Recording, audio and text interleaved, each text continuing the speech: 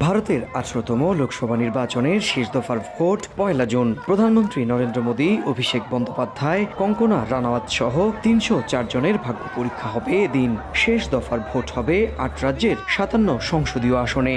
এর মধ্য দিয়ে 543 আসন বিশিষ্ট ভারতের লোকসভার সব আসনের ভোট গ্রহণ সম্পন্ন করবে দেশটির নির্বাচন কমিশন। 19 এপ্রিল প্রথম দফায় ভোট নেয়ার মধ্য দিয়ে 7 দফার ভোট গ্রহণ শুরু হয়। শেষ দফার ভোটে সবার নজর থাকবে পশ্চিমবঙ্গ, বিহার ও উত্তরপ্রদেশের দিকে। মমতার রাজ্যের ভোট হবে 9 সংসদীয় আসনে। মূলত কলকাতা ও এর আশেপাশের আসনগুলোতে ভোট হবে এদিন। এ দফায় রাজ্যটিতে ভাগ্য পরীক্ষা হবে তৃণমূলের সেকেন্ড ইন কমান্ড অভিষেক ব্যানার্জির। তিনি লড়ছেন ডায়মন্ড হারবার থেকে, আর যাদবপুর থেকে লড়ছেন অভিনেত্রী সায়নী ঘোষ। পশ্চিমবঙ্গের 42 আসনের ভোটও শেষ হবে এদিন। নগদে 500 টাকা বা তার বেশি পেমেন্টে পেতে পারেন ঢাকায় জমিসহ 20 কোটি টাকার পুরস্কার।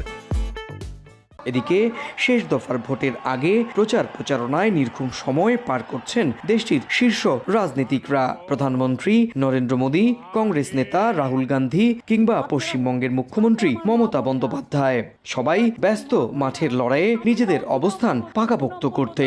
শুধু তাই নয়, প্রার্থীদের এই প্রচারণায় দেখা যাচ্ছে অভিনেতা অভিনেত্রীদেরও।